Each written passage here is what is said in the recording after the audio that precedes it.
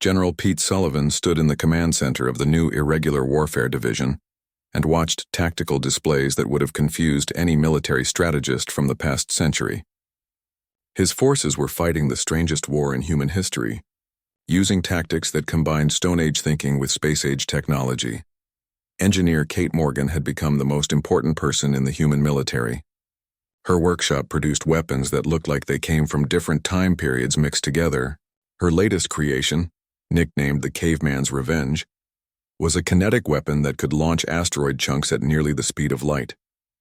The projectiles had no electronics, no energy signatures, and no way for enemy shields to stop them. The beauty of rocks, Kate explained to visiting officers, is that they have been killing things for millions of years. You can make them fancy with railguns and magnetic accelerators, but at the end of the day they are just rocks moving very fast. The Zephyrians never figured that into their defense systems. Commander Alex Davis and his Ghost Fleet had become legends throughout human space. His 12 ships had successfully liberated 3 colonies using tactics that military academies would have called insane. The key was unpredictability combined with extreme violence delivered at close range. Davis's flagship, the UES Spectre, looked like a warship designed by cavemen who somehow got access to advanced materials. It had no energy weapons, no shields, and no electronic systems that could be detected or jammed. Instead, it carried kinetic cannons, chemical rockets, and boarding crews armed with weapons that would not have looked out of place in medieval times. The liberation of New Boston became the template for all future operations. General Amy Parker, promoted after months of successful resistance fighting, led the assault using siege tactics borrowed from ancient warfare. Her forces surrounded the Zephyrian installations and cut off their supply lines using ambush attacks and sabotage. The aliens found themselves fighting an enemy they could not understand. Human forces would attack from one direction, then disappear and appear somewhere else entirely. They used decoy attacks to draw alien attention, while the real assault came from an unexpected angle. Most confusing of all, different human units seemed to operate independently without central coordination. What the Zephyrians could not grasp was that humans did not need constant communication to work together. Individual commanders could see opportunities and act on them immediately, without waiting for permission from higher authority. This gave human forces incredible flexibility compared to the rigid coordination of the collective. The breakthrough came when Amy's engineers figured out how to weaponize sound against crystal technology. They built sonic cannons from mining equipment and construction tools. These devices could shatter Zephyrian ships and buildings by hitting the exact frequencies that caused crystal structures to resonate and break apart. During the final assault on New Boston, human forces used catapults and trebuchets to launch sonic bombs at alien fortifications. The sight of medieval siege weapons destroying advanced alien technology became one of the most famous images of the war. It perfectly captured what humanity had become, a species that could use any method necessary to win. The liberation revealed the true horror of Zephyrian occupation. Thousands of human prisoners were found in crystal holding facilities, many of them partially converted to join the collective. The aliens had been experimenting with ways to suppress individual consciousness and force humans to think as part of a hive mind. Dr. Lisa Grant, now serving as humanities expert on alien psychology, studied the rescued prisoners and learned disturbing details about Zephyrian plans. The collective did not just want to conquer human territory. They wanted to eliminate human individuality entirely, viewing independent thinking as a dangerous infection that needed to be cured. They see our ability to make individual decisions as a threat to the natural order, Lisa reported to the military leadership. In their minds, they are not invading us. They are trying to save us from the chaos of independent thought by forcing us to join their perfect collective consciousness. This knowledge fueled human anger and determination like nothing else could. The war was not just about territory or resources. It was about the right to remain human in the most fundamental sense. Every rescued prisoner who had been partially converted became living proof of what would happen to humanity if the Zephyrians won. Captain Tony Martinez expanded his submarine tactics into a full doctrine for stealth warfare in space. His converted submarines, now called deep hunters, could approach enemy installations undetected and deliver devastating surprise attacks. The aliens never adapted their sensors to detect these primitive-looking ships. Tony's most successful operation was the capture of a Zephyrian command vessel near the edge of human space. His submarine crew boarded the alien ship using techniques borrowed from old-fashioned naval warfare. They fought through crystal corridors with hand weapons and explosives, clearing each section methodically. The captured command ship provided intelligence that changed the entire war. Human analysts learned the locations of Zephyrian core worlds, the structure of their military forces, and most importantly, the nature of their collective consciousness. Armed with this knowledge, humanity could plan operations that would strike at the heart of the alien empire. General Sullivan used the intelligence to design Operation Pandora, the most ambitious military campaign in human history. Instead of just defending human space, they would carry the war to the enemy and attack Zephyrian core worlds using every unconventional tactic they had developed. The plan called for 3 separate attack forces, each using completely different approaches. This would force the collective to divide their attention and respond to threats they had never encountered before. More importantly, it would test whether human creativity could overcome alien technological superiority on their home ground. Admiral Rodriguez, now commanding a fleet that looked nothing like the peaceful exploration force from before the war, approved Operation Pandora with full authority. Every ship in the fleet had been modified with new weapons and tactics developed by the Irregular Warfare Division. Traditional military doctrine was completely abandoned in favor of approaches that emphasized surprise, deception, and creative violence. Engineer Kate Morgan worked around the clock to produce enough unconventional weapons for the offensive. Her factories churned out kinetic cannons, sonic disruptors, chemical warheads, and boarding equipment that could function without electronics. She also developed specialized ships designed to look like debris or damaged vessels, while hiding deadly capabilities. The human forces preparing for Operation Pandora represented everything their species had learned about warfare over thousands of years of evolution. They were no longer the peaceful explorers who had first encountered the Zephyrians. They had become something far more dangerous. Predators who had been forced to remember what they were truly capable of when threatened. Commander Davis conducted final training exercises with his expanded Ghost Fleet, now grown to 50 ships of various sizes and capabilities. His crews practiced boarding actions, sabotage operations, and hit-and-run attacks that would have seemed impossible to conventional military thinking. They had become space pirates with advanced technology and primitive instincts. Colonel Amy Parker prepared Marine units for ground combat on alien worlds using tactics that combined modern equipment with ancient strategy. Her soldiers trained with both energy weapons and hand-forged blades, learning to fight in any environment against any enemy. They studied every form of close combat that humans had ever developed. As Operation Pandora prepared to launch, humanity had transformed from a peaceful civilization into the most creatively violent military force the galaxy had ever seen. They had learned to fight wars using methods that no other species could predict or counter. The Zephyrians were about to discover that awakening human predatory instincts was the worst mistake they could have made. The counterattack was ready to begin, and the aliens who thought they were conquering a weak species were about to face the full fury of humans, who had finally found a good reason to stop being nice. Dr. Ben Carter's Historical Warfare seminars became the most important classes in the entire defense fleet. Officers, who used to laugh at his talks about ancient battles, were now taking detailed notes and asking serious questions. Admiral Rodriguez made the classes mandatory for everyone above the rank of lieutenant. Humans spent 10,000 years learning how to kill each other efficiently, Dr. Carter told a room full of ship captains. We only stopped fighting major wars about a century ago. That knowledge is still in us, we just forgot how to use it.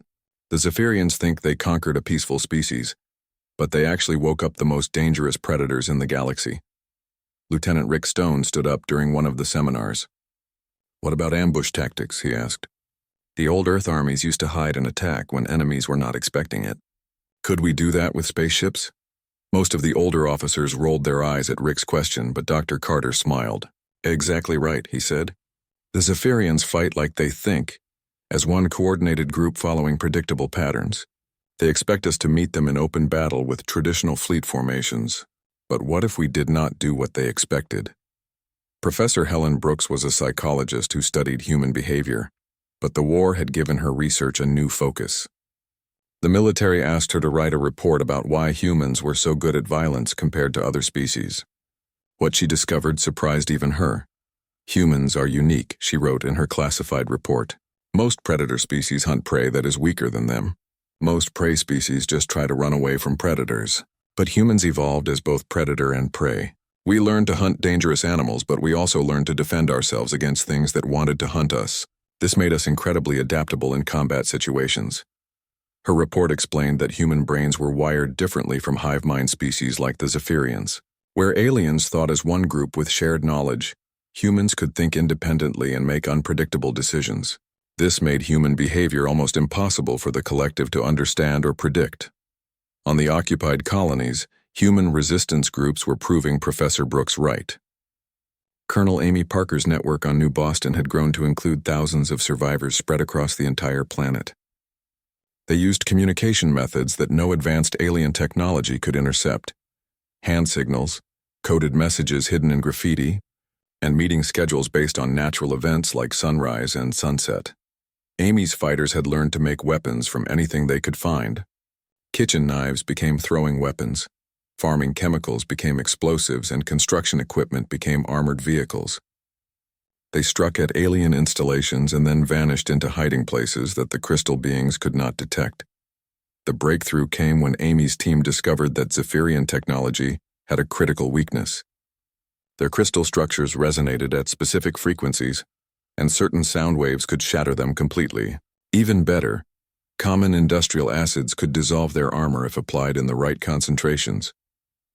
Captain Tony Martinez had commanded submarines in Earth's oceans before transferring to the Space Fleet. When Admiral Rodriguez asked for volunteers to test unconventional tactics, Tony immediately signed up.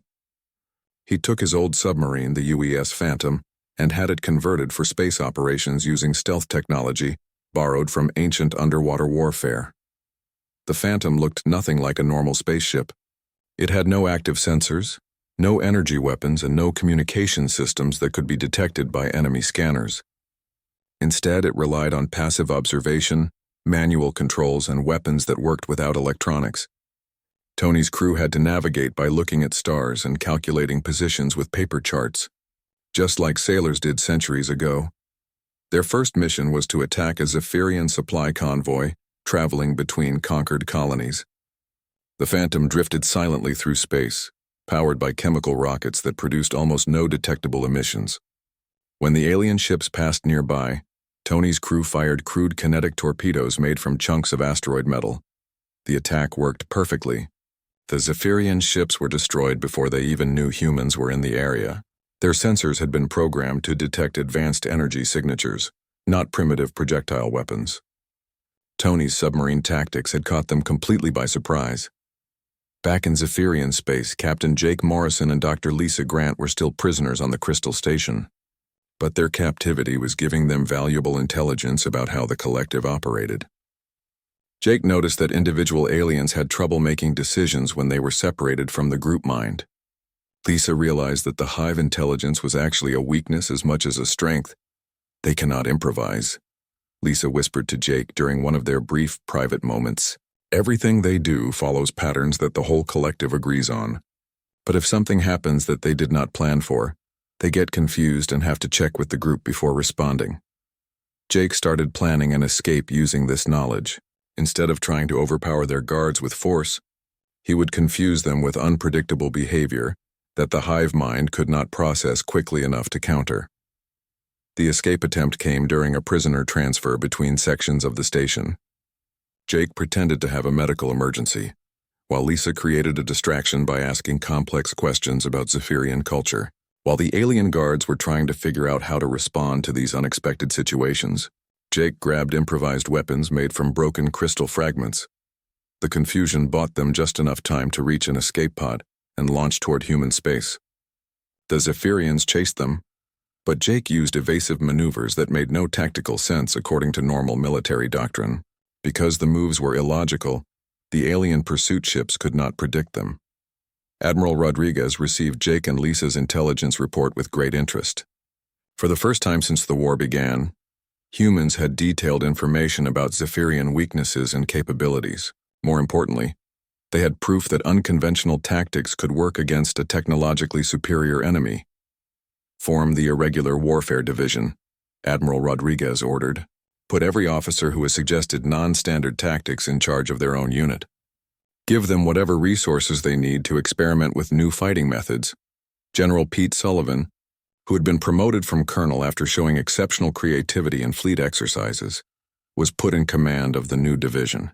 His first act was to recruit people who thought differently, former criminals who understood deception, artists who could visualize new possibilities, and engineers who liked building things that were not supposed to work. Engineer Kate Morgan became the star of the new division. She started designing weapons that combined ancient principles with modern materials. Her first creation was a railgun that fired chunks of asteroid rock instead of energy projectiles. The stones could not be stopped by energy shields and did massive damage to crystal structures. Kate's team also developed ships that used no active electronics at all. These vessels were controlled by mechanical systems and powered by chemical reactions, making them invisible to sensors designed to detect energy signatures. They looked primitive compared to normal spaceships, but they worked. Commander Alex Davis volunteered to lead the first squadron of these new stealth ships. His task was to prove that humans could fight and win using tactics that the Zephyrians would never expect. The Ghost Fleet, as it came to be known, consisted of 12 ships that looked like they belonged in a museum but flew like nothing the galaxy had ever seen. Davis trained his crews to fight like pirates and guerrilla warriors, instead of regular fleet officers. They practiced boarding actions using hand weapons, learned to navigate without computers, and studied every dirty trick that human military forces had ever used throughout history. The first Ghost Fleet operation targeted a Zephyrian outpost near one of the occupied colonies. Davis's ships approached using trajectories that mimicked natural objects like comets and asteroids. When they reached attack range, they launched boarding pods filled with Marines armed with chemical weapons and kinetic rifles. The Zephyrian defenders were completely unprepared for close combat. Their technology was designed for long-range energy battles between fleets, not for humans with knives and explosives fighting inside their own ships. The outpost fell in less than an hour, and the Ghost Fleet vanished back into space before enemy reinforcements could arrive. News of the victory spread throughout human space and gave people hope for the first time since the invasion began. Humanity was learning to fight back, and the Zephyrians were discovering that conquering humans would not be as easy as they had expected. The peaceful species was remembering how to be predators, and the galaxy was about to see what humans could do when they stopped holding back. The attack came at exactly the same time across 12 human colonies. Colonel Amy Parker was having her morning coffee on New Boston when every piece of electronic equipment in the colony suddenly stopped working. The lights went out, computers died, and communication systems went silent. For a few minutes, everyone stood around confused, thinking it was just a power failure. Then the sky began to change color. Amy looked up through her office window and saw strange purple clouds forming where there had been clear blue sky moments before. The clouds moved too fast and in patterns that made no sense. As a Marine colonel, she had studied weather systems and atmospheric science. This was not natural weather. This was something else entirely. "Get everyone to the emergency stations," she shouted to her staff, but there was no way to send the message. All the radios were dead. She grabbed her service pistol and ran outside to see what was happening to her colony. Above the purple clouds, massive crystal structures were appearing in the sky. They looked like floating mountains made of colored glass, and they were growing larger as they came closer to the planet. Energy beams shot down from these structures and hit the ground in precise patterns. Wherever the beams touched, the air began to shimmer and change. Amy had been a Marine for 20 years, but she had never fought in a real war. Her training was mostly about disaster relief and keeping peace between arguing colonists.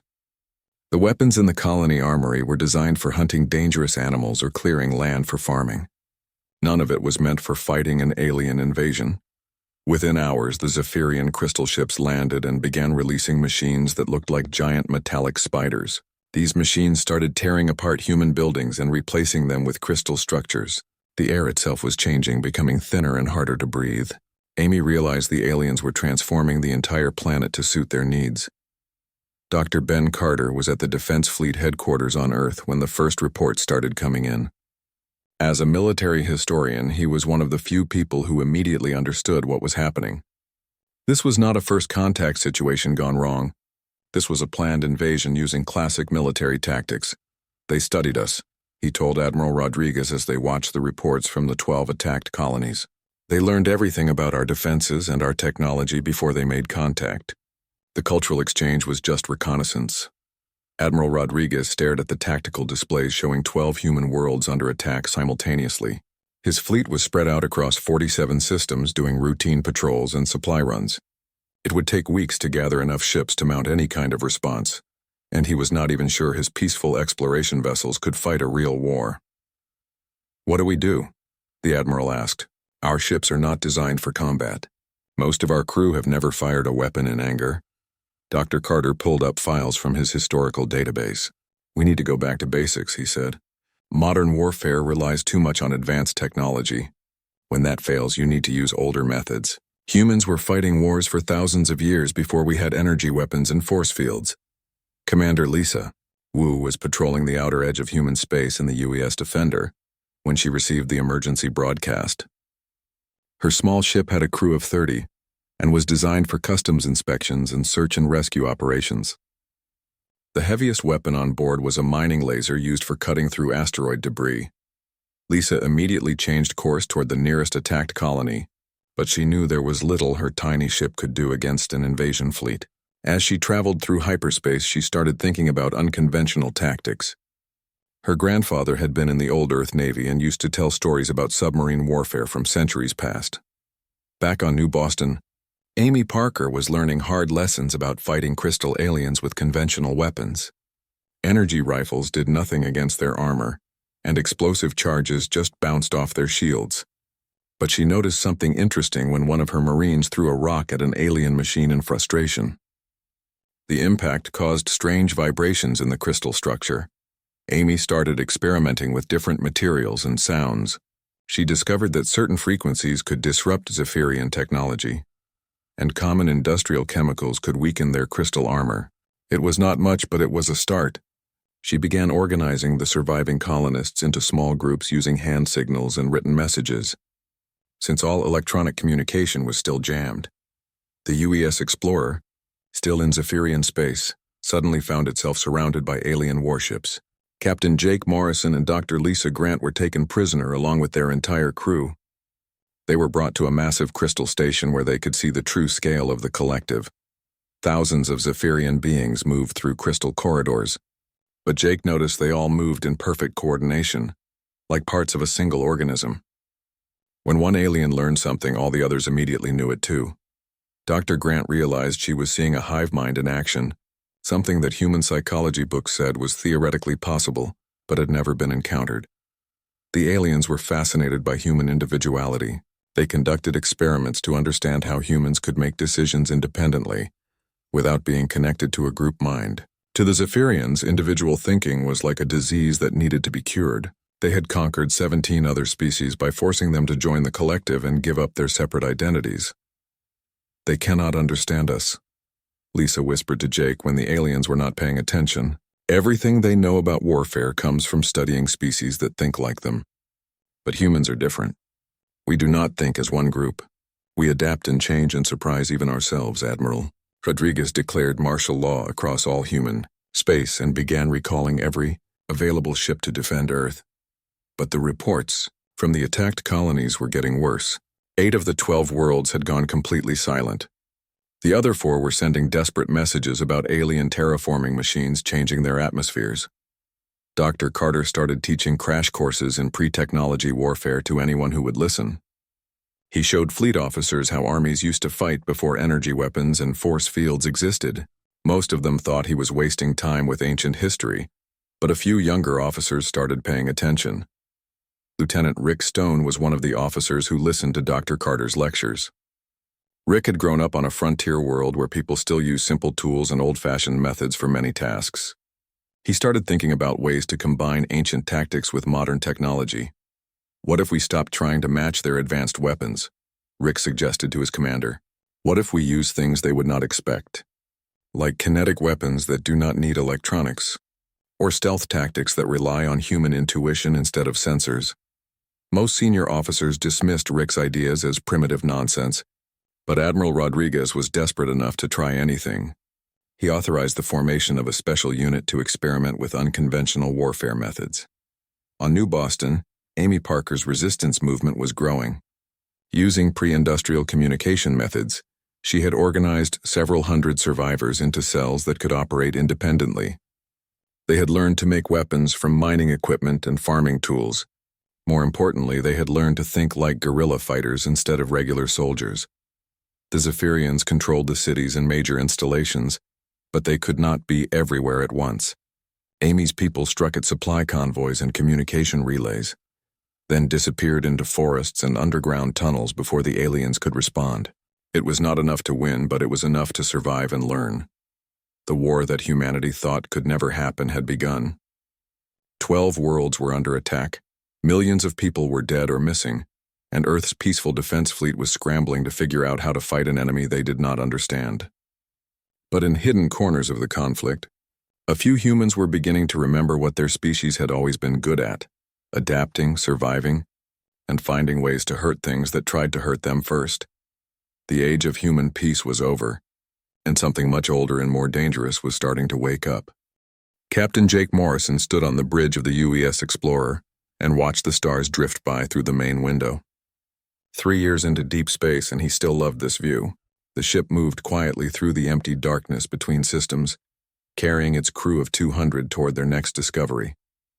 Jake had been exploring space for 15 years and had never seen anything like what they found in the Kepler 442 system last month. The year was 2387, and humanity had spread across 47 star systems.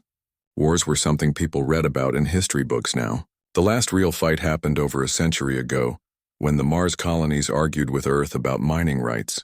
That got settled with lawyers and politicians, not soldiers. Most people thought war was just something primitive humans used to do before they got smart. Dr. Lisa Grant walked onto the bridge carrying her morning coffee and a data pad. She was the ship's lead scientist for alien life studies, though until recently she had never actually studied any aliens. That changed 3 weeks ago when they made contact with something incredible in the Kepler system. Lisa had been dreaming of this moment since she was a little girl reading about space exploration. "Any word from Earth about our new friends?" Jake asked her. He was talking about the Zephyrians, the first alien species humanity had ever met. They looked like living crystals that could change shape and spoke by making musical sounds. The first meeting had gone better than anyone dared hope. "Admiral Rodriguez sent another message this morning," Lisa said as she sat down at her station. "He wants us to take things slow and be very careful about sharing any military technology with them." "The Senate is being extra cautious about the whole situation," Jake nodded. Back on Earth, Admiral Carl Rodriguez ran the defense fleet, though it was more like a rescue service than a real military.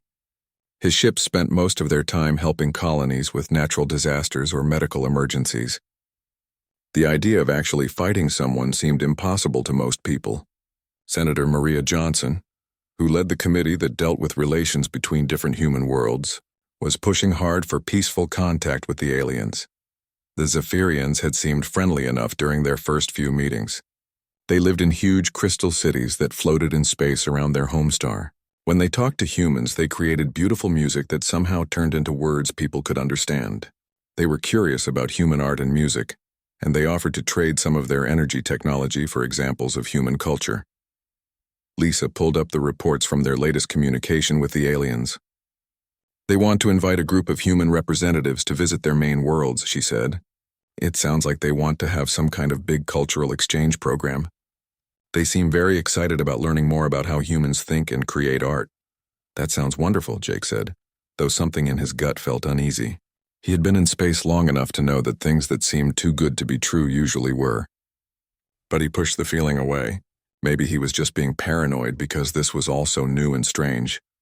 What Jake and the other humans did not know was that the Zephyrians had been studying them for months before making contact. The aliens had powerful sensors that could pick up radio and television signals from human worlds. They had watched human entertainment programs and read human history books that were broadcast between colonies. What they learned made them very interested in humanity, but not for the reasons humans thought. The Zephyrians were part of something called the Collective. Every member of their species was connected to every other member through their crystal bodies. They shared thoughts and feelings and made decisions together as one giant mind. Individual thinking was something they found disturbing and wrong. They had conquered 17 other alien species by studying them first, then attacking when they were not expecting it. When the Zephyrians studied human history, they saw all the wars and violence that humans had fought over the centuries. But they also noticed that modern humans seemed to have given up fighting. The current generation lived in peace, focused on science and art instead of weapons and combat. To the Zephyrians, this meant humans had become weak and would be easy to defeat. The collective had a plan. They would invite human leaders to their worlds and learn everything they could about human technology and military capabilities. At the same time, they would send scout ships to study human colonies and find the best places to attack. Once they knew enough, they would strike fast and hard across multiple human worlds at once. Back on Earth, Admiral Rodriguez sat in his office looking at reports from the Explorer. His defense fleet had 200 ships, but they were designed for exploration and rescue work, not fighting wars. Most of the weapon systems were just for clearing space debris or dealing with asteroids that might threaten colonies. The idea of fighting an actual war against hostile aliens was something he had never seriously considered. Senator Maria Johnson was busy preparing legislation to fund expanded peaceful contact with the Zephyrians. She wanted to build special ships just for cultural exchange and set up permanent diplomatic stations near alien space. The idea that these beautiful crystal beings might want to hurt humans never crossed her mind. Dr. Ben Carter, a historian who studied ancient warfare, tried to warn people that humanity should be more careful. He gave lectures about how civilizations throughout history had fallen because they stopped preparing for conflict. But most people thought he was just a pessimist who spent too much time reading about old battles. His warnings were politely ignored. 3 days later, the Explorer received a formal invitation from the Zephyrians. They wanted human representatives to visit their core worlds for a grand celebration of friendship between species. The message was full of beautiful music and images of crystal cities floating among the stars. It looked like the beginning of a wonderful, new chapter in human history. Jake Morrison ordered the ship to begin the journey to Zephyrian space. Dr. Lisa Grant started preparing cultural materials to share with their new alien friends. Neither of them suspected they were flying into a trap that would change humanity forever. The peaceful age was about to end, and humans were going to remember what they really were underneath all their civilization and culture. Operation Pandora began with the most audacious deception in military history. Admiral Rodriguez launched his main fleet towards Zephyrian space using traditional formation flying and conventional tactics. To alien observers, it looked like humanity was finally mounting a proper military response using normal warfare methods.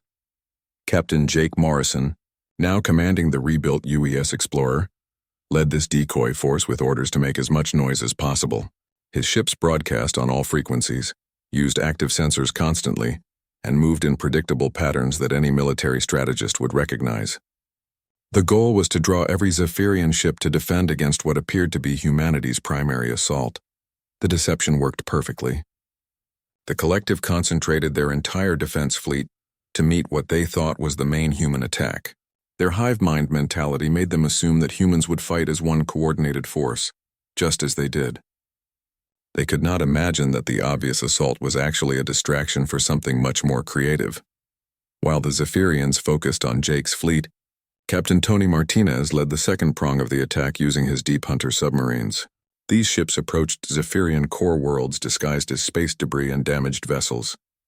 Their primitive appearance and lack of electronic signatures made them invisible to sensors, designed to detect advanced military technology.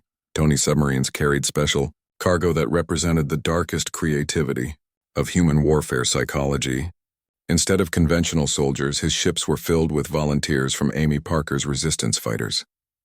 These were people who had lived under Zephyrian occupation, seen their friends and families converted to the collective, and learned to hate with the pure intensity that only humans could achieve. The resistance fighters had trained for months in close quarters combat specifically designed to exploit Zephyrian psychological weaknesses. They knew that individual aliens became confused and helpless when separated from the group mind. Their mission was not just to destroy enemy installations, but to create chaos that would disrupt the collective's ability to think clearly. The third prong of Operation Pandora was the most insane idea anyone had ever proposed. Commander Alex Davis volunteered to lead a group of ships that would deliberately allow themselves to be captured by Zephyrian forces. These vessels carried hidden payloads that Dr. Lisa Grant had spent months developing with help from human computer specialists. Lisa had created what she called democracy viruses, programs designed to introduce the concept of individual choice into the collective's shared consciousness.